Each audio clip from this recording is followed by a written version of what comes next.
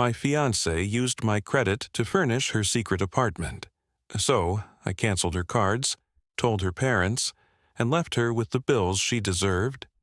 I'm a 29-year-old guy, and for most of my adult life, I've prided myself on spotting trouble before it found me. Maybe it's because I grew up watching my mom get burned by men who were all charm and no substance, or maybe it's just survival instinct after years of getting by on my own. But the truth is, for the longest time, I believed I was immune to the kind of red flags that blow up other people's lives. Then I met Brielle.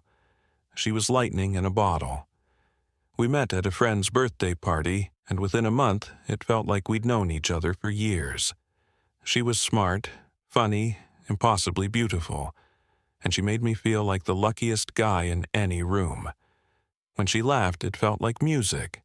When she talked about the future, it always included me, always sounded like us. We moved in together after a year, into my small but hard-earned condo.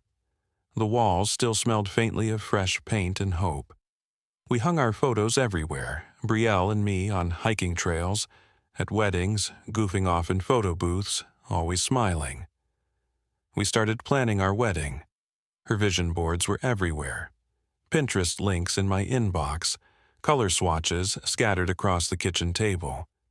She insisted on splitting certain expenses. "I want to contribute too. I've always been independent," she'd say, tossing her hair and flashing that smile. I handled most of the bills, but she paid for little things, decor, some groceries, the occasional dinner out. I didn't mind. It felt like teamwork. Her family adored me. Her dad would pat my shoulder and say, "Take care of my girl. You're a good man." Her mom would text me recipe ideas for Brielle's favorite dinners. I was the golden son-in-law before the ring was even on her finger. Meanwhile, I was juggling 2 jobs, days at a tech firm, nights bartending, so we could pay down my student loans, save for a house, and start our life with a clean slate. I thought we were unstoppable together, stronger for every sacrifice. I really believed we were on the same team until the tiny cracks started appearing, hairline fractures only I seemed to notice. And once you spot one, it's impossible not to start seeing more. It's funny how trust can start slipping away, one little moment at a time. Looking back now, I'm almost embarrassed at how many little lies slipped right under my nose. It started small, $30 here, $100 there. She'd run out for errands, come home with shopping bags and vague explanations. I'd notice cash missing from our kitchen jar or see ATM withdrawals on our statements. Whenever I asked, she'd roll her eyes, grin, and say, "It's just girl stuff, babe. You wouldn't get it." That was her favorite line. I figured it was some mysterious female code I wasn't supposed to crack, so I left it alone. Then came the packages. Amazon boxes, sleek department store bags, even some luxury brands I'd never seen her wear before. They'd pile up by the door, some with her name, others just addressed resident. I'd ask, "What's all this?" And she'd wave me off. "Bridal gifts. My friends are spoiling me. Perks of being the bride, right?" She'd laugh, toss her hair, and slice open another box, barely glancing at me. Sometimes I'd catch a glimpse. Candles, throws, kitchen gadgets, even a weirdly nice coffee machine we never used. Brielle's phone became her second shadow. She started sleeping with it under her pillow, or carrying it to the bathroom. Any time I'd walk in while she was texting, she'd flip the screen down or lock it with one finger. If I asked who she was talking to, she'd say, "It's just group chat drama, you know how girls are," and change the subject. Same thing with the mail. She'd snatch it from the slot before I could even check for bills. My best friend Luke noticed before I did. "She's acting weird, man. You sure she's not hiding something?" he asked one night at the bar, nursing a beer. I shrugged it off. "She's just stressed. The wedding, her new job. It's a lot. I didn't want to sound paranoid. I didn't want to admit that little voice in my head had started whispering doubts. Honestly, I chalked it all up to pre-wedding nerves. Hers, mine, ours. Everyone says planning a wedding brings out the worst in people, right? I kept telling myself that. I wanted to believe it. But sometimes the smallest lies are the ones that echo the loudest, especially late at night when everything else is quiet. And once you start doubting, it's like you can't stop. The unraveling really began on a random Wednesday afternoon. One of those days where nothing feels off until suddenly everything does. I was on lunch break at work, scrolling through emails when I saw one from my credit card company. Unusual activity detected. At first, I assumed it was a glitch, but when I logged in, my stomach plummeted so fast I thought I was going to pass out right there in the break room. The balance was almost triple what it should have been. There were charges from home decor stores we'd never stepped foot in together, electronics outlets with receipts in the thousands, even rental companies, furniture rental, appliance rentals, things I couldn't connect to any part of our life or wedding plans. I just sat there staring at the screen, my fingers going cold, rereading amounts that made no sense. It felt like someone had hijacked my entire financial identity overnight. I drove home early and confronted Brielle the second she walked in. "Hey, did you use my card for something? Because there are charges I don't recognize." She didn't flinch. She didn't even look surprised. "Oh my God, babe, relax," she said, tossing her purse on the couch. "It's wedding stuff. You said I could handle some of the decorations and pre-orders." "No," I said, heart pounding. "I didn't approve any of this." She sighed, this annoyed, exasperated noise that made me feel like I was the unreasonable one. "You seriously don't remember?" she asked, tilting her head like I was a child. "We talked about this last week. You even said, 'Just put it on my card, we'll figure it out.' You've been so stressed lately, maybe you just forgot." Forgot? Thousands of dollars? Electronics? Furniture I'd never seen? Her confidence was so absolute it made me second-guess my own memory. My mind scrambled, searching for a conversation that never happened. My chest tightened as she kept talking. Soft tone, gentle smile, hands rubbing my shoulders like I was spiraling. "You're overthinking again," she whispered. "We're fine. Everything's fine." But nothing felt fine. Not my bank account, not my sanity, not the way her eyes didn't match her words. And for the first time, the financial stress wasn't just scary. It felt like a warning I couldn't keep ignoring. It was almost like the world started shrinking around me, bit by bit, login by login. I noticed it first when I tried to check my credit card balance on my phone, just wanting to reassure myself I hadn't imagined all those charges. The app asked for my password, but suddenly it wouldn't accept it. I tried again. Nothing. I figured I'd just mistyped, but then my email started acting up too. Login error after login error. Reset links that never arrived. Security questions that felt unfamiliar. At first, I blamed myself. Maybe I was just too distracted, too exhausted. I mentioned it to Brielle while we were making dinner, my tone a little more tense than I meant. "Hey, did you do anything with my phone? My credit card app isn't working and now my email's weird." She barely looked up from chopping onions. "You probably just messed up your password again," she said, half smiling.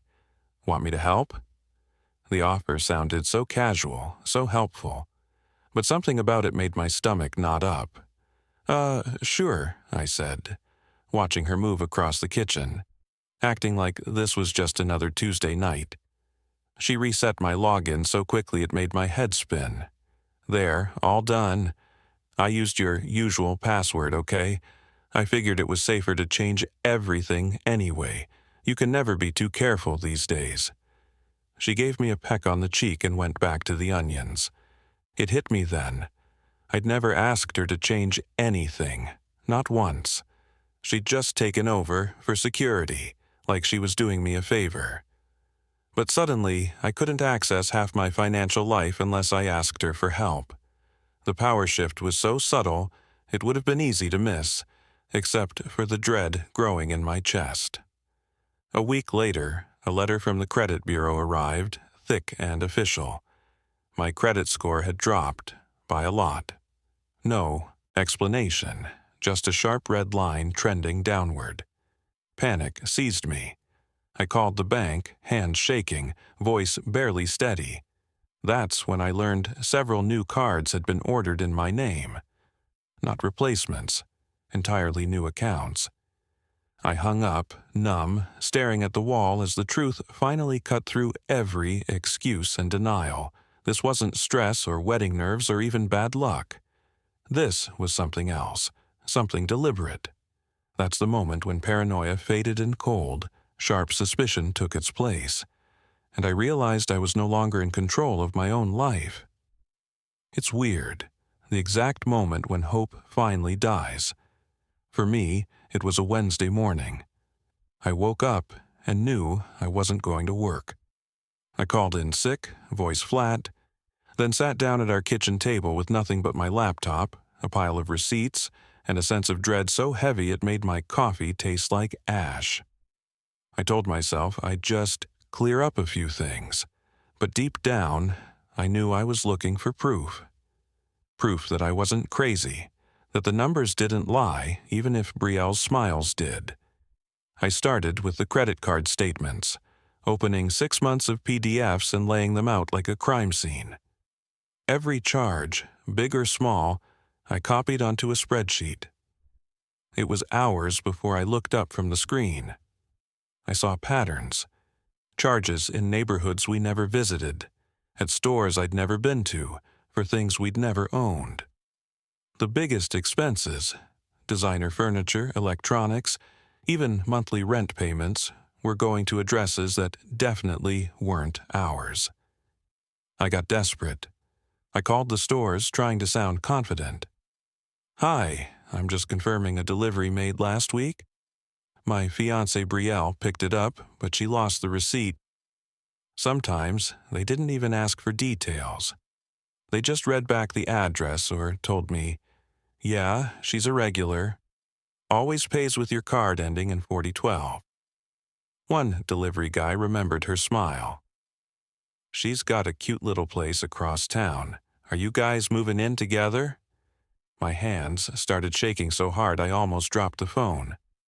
I tried calling Brielle, once, twice, 3 times, straight to voicemail. Finally a text. "Busy, babe, can't talk, XOXO. No explanation, no hint of concern, just another deflection. The world felt suddenly very small and very cold. I could feel my heart racing in my chest, the sound of my own breath echoing in our empty kitchen. That's when I knew this was bigger than a few missing dollars or a forgotten password. Something huge was being hidden from me. I stared at the address from the delivery receipts, an apartment complex across town I'd never heard of. For a moment, I tried to talk myself down, to believe there was a logical answer. But I was done with hope, done with denial. That's when I grabbed my keys, took a shaky breath and decided, if Brielle wouldn't tell me the truth, I'd go find it myself. I barely remember the drive across town, just the white-knuckled grip on the steering wheel and the feeling that I was watching myself from outside my own body. I kept glancing at the crumpled delivery receipt on the passenger seat, reading the address over and over, half expecting to wake up or talk myself out of it. But I didn't. After work, I drove straight there, barely noticing the city blur by. The sun was starting to set, washing everything in that golden, almost mocking light. The apartment complex was the kind of place you see in magazines. Sleek glass doors, manicured shrubs, and a security desk with a fountain in the lobby. nicer than anywhere I'd ever lived. Certainly a step up from our condo. I parked down the street, heart hammering, trying to look like I belonged. I waited in my car, eyes glued to the front entrance, every minute stretching out into eternity. 30 minutes later, my entire world tilted on its axis. I saw Brielle, unmistakable in her favorite red jacket, walking up the sidewalk with another woman. They were laughing, arms full of shopping bags, fancy department stores, boutique labels, stuff I'd never seen at home. I watched as Brielle pulled out a set of keys without hesitation, punched in a code at the front door, and led the way inside, chatting like she'd done it 100 times. She didn't look nervous or guilty. She looked at home. For a few seconds, I couldn't breathe. I kept telling myself maybe it was a friend's place. Maybe she was helping someone move. But the way she carried herself, the ease, the confidence, the way she paused to wave at the doorman, none of it said visitor. She was comfortable, practiced, like she'd done this every week. The woman with her disappeared into the elevator, but Brielle lingered, checking her phone and laughing at something on the screen. I recognized her smile, the same one she'd flashed at me 1,000 times. But this wasn't about me. She had another life here, one with secrets, with furniture I'd paid for, with stories I wasn't part of. In that instant, sitting in the growing dark, it hit me like a punch to the gut. My fiancée was living a double life, and I had no idea who she really was anymore. That night felt like a fever dream, every hour stretching out, every sound amplified by adrenaline and dread. I sat on the edge of our bed, barely blinking, the memory of Brielle at that apartment burning a hole through my thoughts. When I finally heard her keys in the lock, I felt my entire body go cold. She breezed in, cheeks flushed, shopping bags dangling from her arms, humming like nothing had happened. "Hey, babe," she called, not even looking up. I tried to keep my voice steady. "We need to talk." She paused, her eyes flickering for just a split second before she set the bags down and crossed her arms. "What's up? You look tense." I didn't sugarcoat it. "I know about the apartment. I saw you there. I saw you go in with another woman. You had keys, Brielle. You knew the code. So please, don't lie to me. I need you to tell me the truth." She didn't blink, didn't even hesitate. "Are you serious right now? You followed me? Wow, that's controlling, you know. I told you, it's a friend's Airbnb. I'm helping her decorate before her boyfriend moves in. That's what all the shopping was for. Jesus, you really don't trust me, do you?" My head spun. "You had your own key. You looked like you'd been there 100 times. She let out a loud, forced laugh. "Because I'm literally setting it up for her. I offered to help because she travels a lot. You're being ridiculous. This is supposed to be the happiest time of our lives, and you're accusing me of what exactly? Cheating? Living a double life?" Her voice cracked, and for a moment she almost sounded hurt. She kept piling it on, tears welling in her eyes. "Why are you doing this? Are you trying to ruin our wedding?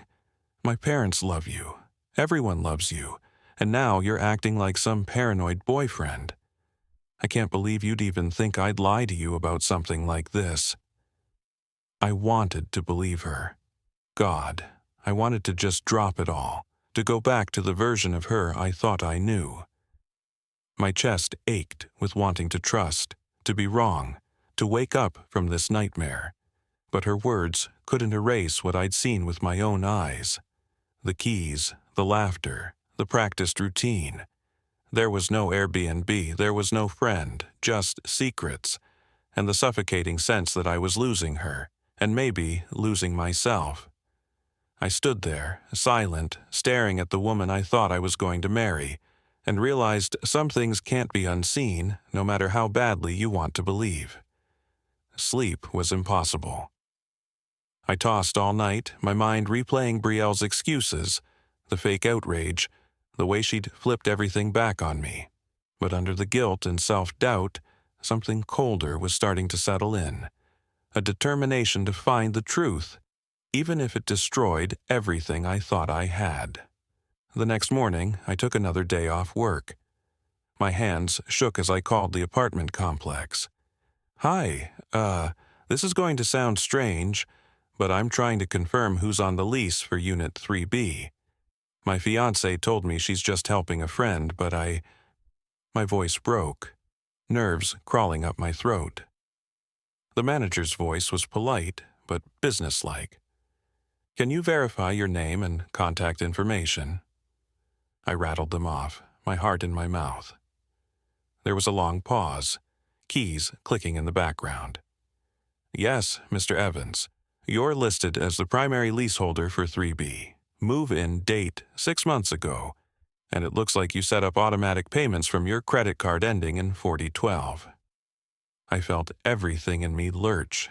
My vision narrowed, like the world had collapsed to a pinpoint. "That's not possible. I never signed a lease. I never even saw the place before yesterday." She sounded concerned. "Well, we have a signed application and lease on file. Do you want a copy?" I managed to say yes, my voice barely above a whisper. When the PDF hit my inbox, I opened it and saw my own name, my social, my credit card number, all filled in with handwriting that looked eerily like mine. But the signature wasn't mine.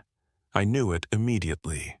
Brielle had copied my name, forged my initials, faked my consent. The bills, the rent, the fancy furniture, all of it had been paid for with my money. The wedding stress, the gifts from friends, the mounting debt, it was all a lie. And the final twist, the thing that made my hands go numb? Brielle had listed herself as my fiancée and emergency contact, cementing herself in my financial life without my knowledge. I stared at the lease, a numbness settling in where panic used to be. I wasn't just being lied to, I was legally and financially entangled in a secret life I never agreed to. And now, I realized, every day I waited to confront the truth was one more day my entire future was slipping out of my hands. Shock faded into something darker, an obsessive need to know how deep the betrayal went. My hands trembled as I combed through every bank alert, every email, every slip of mail Brielle had intercepted and stashed away. The more I looked, the less I recognized the life I thought I'd built. I called the utility company, pretending to be myself, and the woman on the line chirped, "Oh yes, Mr. Evans, your account's been active for months. Gas, electric, water, all for 3B. Would you like to update your billing address?" I barely managed a "no, thank you" before hanging up, my breath shallow. It didn't stop there. Furniture rental agencies, cable companies, everywhere I checked, I found accounts opened in my name. Another bill, another charge, more debt. The worst part? She'd maxed out cards I'd forgotten existed. She was so casual about it, living with me like nothing was wrong, joking about money, talking about our honeymoon while she built a private world just for herself. My credit score dropped another notch. Collection notices began to trickle in, threatening letters in red ink I shoved to the bottom of drawers. But the final blow landed the night I couldn't sleep and wandered into the living room, where Brielle had left her iPad charging. I don't know what made me look, some desperate urge to finally see it all in black and white. I opened her messages app and scrolled. There they were. Texts to friends about her new pad, pictures of rooms I'd never set foot in, comments like, "Finally, my own space, just in case I need it." One message made me physically recoil. "Can't wait for our girls' nights. No boys allowed. If this goes south, at least I've got options." There were digital invitations for parties, plans for wine nights and freedom celebrations. all at the apartment I never knew existed. She'd even joked about charging it, all to the future hubby. As I read her words, the shape of her scheme became horribly clear. She hadn't just betrayed me. She'd used me as the foundation for her escape. All those months, every dollar spent, every smile and reassurance, they were investments in a future where she could walk away without a backward glance. Rage clawed at my chest, battling heartbreak for control. The woman I loved was gone, if she'd ever existed at all. I sat there in the dark, iPad burning in my hands, realizing I wasn't just losing Brielle. I was losing myself, and it wasn't over yet. I hit my breaking point the night I confronted her with everything: the lease, the bills, the text messages, the forged signatures. I spread the papers across the dining table like evidence in a courtroom. When Brielle walked in and saw them, she didn't panic. She didn't cry. She didn't even blink. She just looked at me, expression flattening into something cold and detached, like I was a stranger occupying her air. "I'm calling the police," I said quietly. My voice didn't even sound like mine. "This is identity theft, fraud. You forged my name. You opened accounts. You—" She cut me off with a laugh, a low, cruel sound I'd never heard from her before. "Go ahead," she said, crossing her arms. "See how far you get. I'll make sure everyone thinks you're the crazy one." I stared at her. "What are you talking about?" She stepped closer, her eyes sharp. "You think my parents will believe you? My friends? Your job? No one will buy your little victim act, babe. I'll tell them you're controlling, jealous, unstable. You already followed me across town. Do you know how insane that sounds?" My stomach twisted. "You lied to me. You stole from me." She shrugged. "Prove it or don't. Either way, you're paying those bills. They're in your name." Then she leaned in, her voice dropping. "And if you keep pushing this, I'll walk out and leave every penny on you. No one will believe a word you say." Something inside me cracked. Hearing her say it, so boldly, so confidently, made everything tilt. Later, when I tried explaining it to my family, hoping someone, anyone, would say, "We believe you," my mother hesitated. My sister whispered, "Are you sure you didn't misunderstand something?" And Brielle? She got ahead of it. She called them crying, saying I'd been acting strange, lashing out, accusing her of insane things. She told them I was stressed and paranoid, that planning the wedding was overwhelming me. And the worst part? They believed her. Her sweetness, her calm, her practiced innocence, it worked. It always worked. That night I sat alone in our bedroom, surrounded by the mess of papers and debt and betrayal. For the first time in my life, a small, terrifying part of me wondered if I should just give up. Let her win. Let the debt consume me. Because fighting someone who can twist reality so effortlessly felt impossible. I'd never felt so utterly, bone-deep alone. And somewhere in that darkness, a single thought kept repeating, if she can do this, what else is she capable of? There's a certain numbness that comes after the worst kind of heartbreak, when you're so far past pain that the only thing left is quiet, focused resolve. That's what finally snapped me out of my fog. I realized if Brielle was going to burn down my life, she was going to have to climb over every piece of evidence I could collect. I wasn't going to let her bury me in lies. If I was going down, I'd drag the truth with me. I spent the next week on a mission. Every lunch break, every night after work, I became a detective. Organizing files, snapping photos of every forged document, compiling screenshots of her text messages and emails, making folders of every bill, every delivery notice, every account opened in my name. I built a spreadsheet that cross-referenced every date, address, and transaction.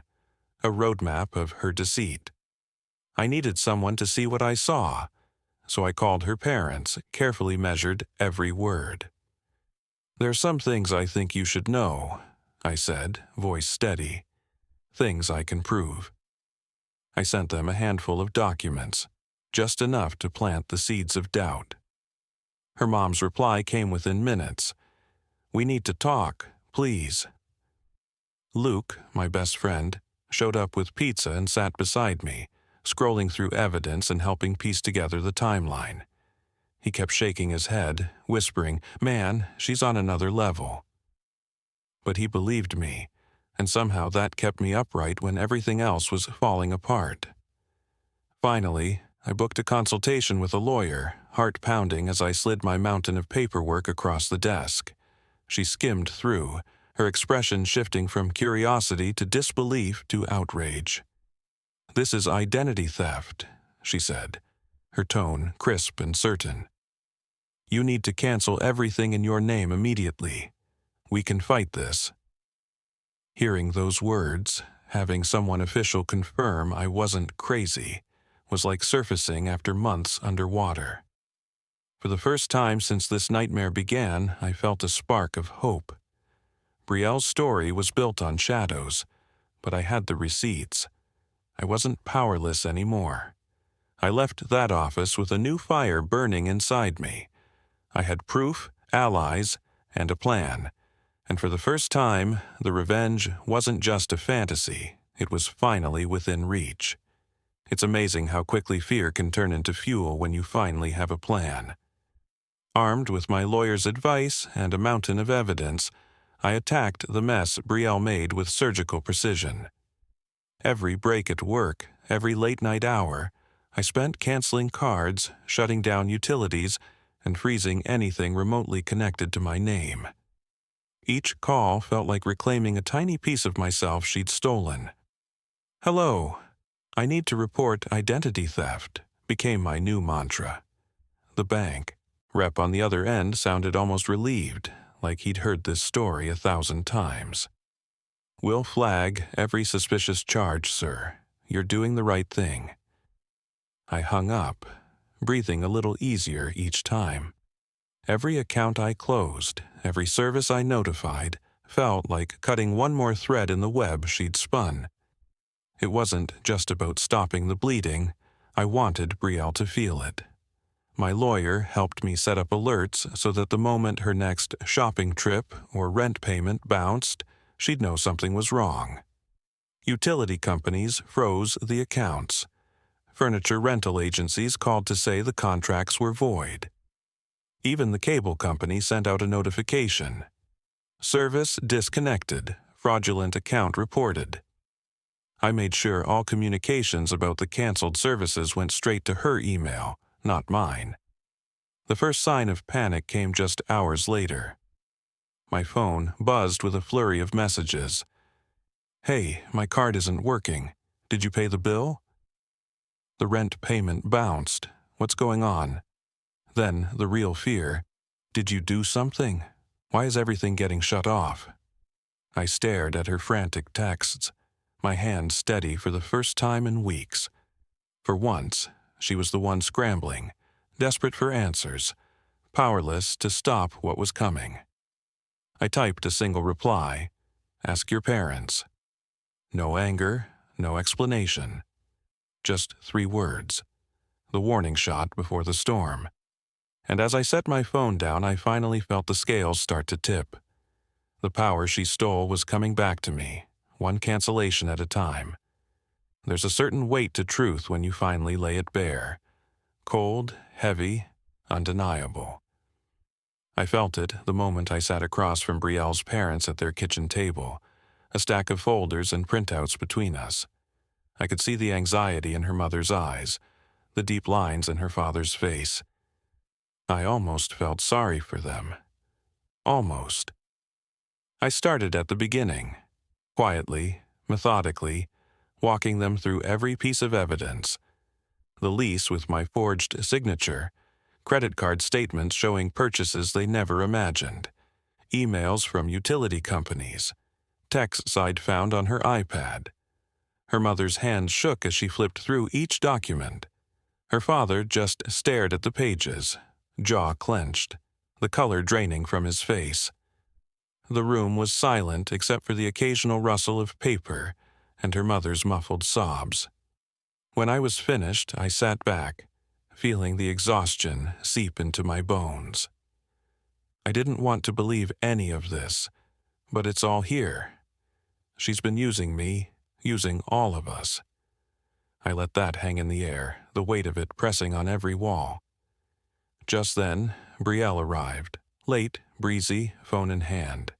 She saw the table, the evidence, her parents' faces. Instantly, she switched into defense mode. "What is this, some kind of ambush?" she snapped, trying to gather the papers. "This is all a misunderstanding. He's just angry because I wouldn't. Let him control me." Her father stood up, slamming a hand on the table, voice shaking. "Enough, Brielle. We want answers, real ones." Her mother wiped her tears and stared, waiting. I slid the last folder across. "Every receipt, every text, you can't talk your way out of this." Brielle's usual defiance crumbled for the first time. She searched my eyes, searching for mercy, for a lifeline, but I just shook my head. "I'm done. Whatever comes next, you face it alone." Her parents looked at her, not with anger, but with deep, wounded disappointment. For a split second, she looked truly scared, like the ground beneath her had finally given way. And for the first time since it all began, I knew I was finally free of her lies. When the fallout finally hit, it moved faster than even I expected. With her cards canceled and every account flagged for fraud, Brielle's carefully curated double life unraveled overnight. The rent on the secret apartment went unpaid. Utilities shut off one after another, and the high-end furniture she'd bragged about was repossessed by the rental company. Eviction notices came fast, bold, red-letter warnings she could no longer ignore or hide behind my name. She called and texted, at first furious, blaming me, threatening more stories, insisting I'd ruined everything. But when the calls went unanswered and her parents refused to step in, the desperation set in. I heard from a mutual friend that the apartment complex staff posted her eviction publicly. Word traveled fast. The girl everyone envied, the one with the perfect fiancé and her own place, was now the center of town gossip. She showed up at her parents' doorstep, only to find the locks changed and her father's voice tight with finality. "You need to fix this yourself, Brielle. Until you apologize and make it right, you're on your own." Her mother, always her fiercest defender, wouldn't even take her calls. The friends who'd toasted her new freedom and girls-only parties stopped responding too. Screenshots of her texts, invitations, and the evidence I'd shared made their way around, and sympathy turned to anger. One by one, the people she'd counted on fell away. There were no more parties, no more shopping sprees, no more adoring crowds to spin her stories. She tried reaching out to me. Calls, voicemails, emails that started with apologies and dissolved into pleas. "Please, just talk to me. I'll fix it. I can't do this alone." But I'd learned the hard way. Some apologies are too little, too late. For once, Brielle had no one left to manipulate. No more scapegoats, no safety net to catch her. She was left with the chaos she'd created. Her own lies, her own debts, her own empty apartment echoing back everything she'd tried so hard to hide. And in that lonely silence, she finally had to face the truth she'd run from all along. In the weeks that followed, I thought the hardest part would be over. But the truth is, cleaning up the wreckage Brielle left behind became its own long, grinding ordeal.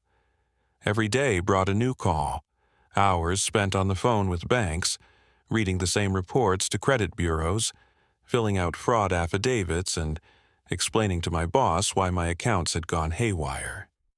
Even the simplest tasks, buying groceries, paying rent on time, became reminders of how quickly a life can unravel when trust is betrayed. There were nights when the anger flared up again, hot and fresh. Nights when the guilt and embarrassment crept in, whispering that I should have seen it coming, that I'd let her do this to me. Therapy became my anchor. I sat in that small office, week after week, learning to untangle the knots Brielle had tied inside me. I talked about the lies, the gaslighting, the way she'd made me doubt my own memory, my own worth.